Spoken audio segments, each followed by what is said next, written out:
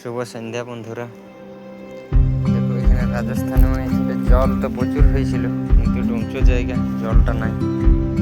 গোলাপ ফুলগুলো সব জল পাই গেছে, মাথা গেলে নোয়াই দিচ্ছে, ভারী হয়ে গেছে।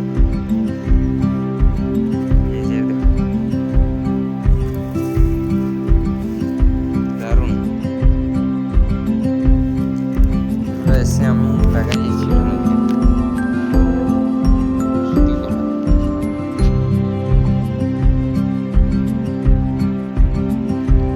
যেটা ঝিঙ্গা গাছ, ঝিঙ্গা প্রচুর ঝিঙ্গা লত, কিন্তু ঝিঙ্গা